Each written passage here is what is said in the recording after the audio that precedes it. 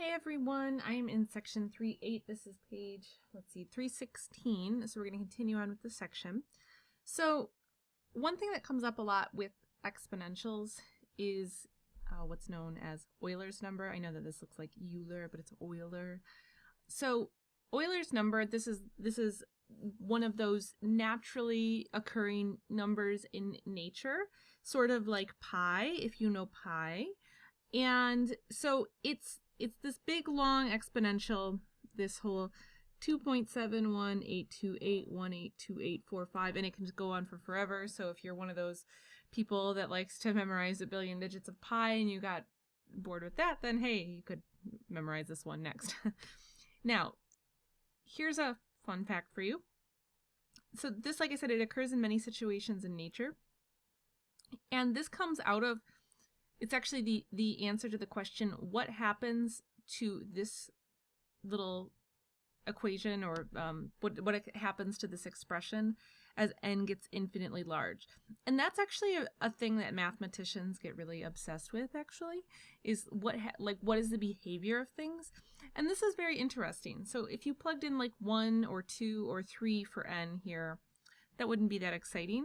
But what's interesting about this is there comes a point where when n gets really, really big, this kind of stays the same value. So that's kind of a surprising result in some ways, I think. And at some point when n gets big enough, it converges to this value is the idea. So this gets brought up with exponentials, but as far as what it actually is or does, there's nothing special about it. It's just a long decimal that we approximate, and you can't really do any calculations with it without a calculator. So I just wanted to make sure that you were familiar with this. So let's say that I wanted to evaluate, I have e to the x, and let's say that I wanted to evaluate f of 1. Well, then you could just plug in 1 and you could just call this e. So when possible, we like to actually call this e. But if you had to do something like, I don't know, how about f of 2? So this would be e squared. If you're not allowed to leave it as e squared, what I would recommend that you do then is actually go on your calculator and try to find e and just try to evaluate this, because what this should come out to is 7.389. That's rounded, of course, but just to make sure that you're kind of familiar with this. So I would just take a moment and make sure you can find this on your calculator, because it does come up and you'll see it from time to time. Okay, so now what we want to do is talk about where do you actually use exponentials. So exponential growth and decay are two kind of very normal things that we talk about. So depreciation actually occurs exponentially. So if you've ever bought a new car, or you know anybody that's bought a car, so the day that you buy a brand new car, they say it depreciates in value like the moment that you drive it off the lot, right? So a car loses a ton of value in the first few years of its life. And then maybe if the car is about 10 years old, if you wanted to sell it 10 years from now or 11 years from now, it would probably be about the same amount of money that you would get for that car. So there comes a point, right, where the car's just not really worth that much anymore, and the value is not much, but it doesn't really change anymore. So what I want to do here is just kind of work with this situation. So here is the dollar value, v of t, of a certain car model that is t years old is given by this equation here. And so what I want to do is I want to find the value of the car after 7 years, just to make sure you kind of know how this works. So if t is years, then I just really need to plug t into this equation. So I need to evaluate here v of 7. So I'm just going to plug that in. So I'm just going to plug it straight in, 0.88 to the 7th. And so then you're going to use your calculator to figure this out. So if I use the order of operations to guide me here, so 0.88 to the 7th, so you'd have to round that, but that will come out to 0.40868, I'll round. And then if you were to multiply that by 16,500, so then you would get 6,743.15. So what this is saying is that after 7 years, this car, which was initially worth 16,500, we'll talk about that in a second. This car is now worth $6,743.15. So now let's do this one more time now for the value of the car after 13 years. Why don't you pause the video and find that yourself? Hit play when you're ready. So now I've got to find V of 13. So I'm just going to plug 13 into this. And so this time, I'll just tell you what you should get. So you should get 31,31,55. And so now let's just think about these last two questions. I was kind of alluding to this before. So what is V of 0? So if I plug in 0 into this, so remember, anything to the 0th power equals 1. So this whole thing would become 16,500 times 1. So this is 16,500.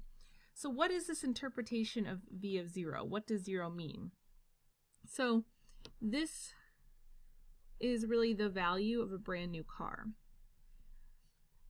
So you can see that the car starts at year 0, while it's brand new, it's 16,500. This is like a starting value. And then after 7 years, it's only worth $6,700. And after 13 years, it's worth like $3,000. So that's kind of how you can read and interpret some of these equations. So now I want to build off of this idea and say, how would you determine when the car is worth $10,000? So looking at this equation, what would I do to this to figure out, like, how would I just set that up? That's all I'm asking right now. How do I figure out when is this car worth $10,000? Well, you might have kind of a sense of this at this point. You would set this equal to 10,000. That's really what I want to know, right? So I want to set my 16,500 times 0.088 to the t. I want to set that equal to 10,000 and then solve. Sorry, that's a terrible zero. Now, to solve exponential equations, this is actually kind of a difficult thing. So we are going to just use graphs to help us with this. So I went ahead and I graphed each side of this. So one side is this equation here. So let's see, I'll just tell you, this is the red equation, and then this is the black dotted line equation in this graph here. So just by looking at this, can you figure out when this would actually equal, or when this would be worth $10,000? Well, now you've got to kind of approximate it, right? And so it's somewhere here.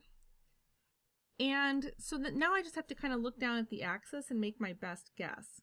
So to me, it looks like this is just before the 4-year mark. So this is 1 year, 2 year, 3 year, 4 year, and then 5 year. This looks like this is just before the 4-year mark, just barely before it. So I'm going to call this at 3.9 years. So at 3.9 years, the car is worth $10,000. Now, what's interesting is if you actually plug that in, you can figure out if you're close. So let's do that for a second. So let's say that I want to do just how good was my guess here. So I've got 16,500 times 0.88 to the 3.9. So you got to plug that into your calculator. Maybe do that, then hit play when you're ready. And so what I got when I plugged that in, that came out to 10,022.28. So 3.9, not perfect, but pretty darn close, right? If all I have to use to figure that out is the graph, that gets me a pretty good estimate of what the answer would actually be. So our graphing method is a good estimate. Okay, so that seems actually like a great spot to pause. So I'll pause here and I'll see you guys in the next video.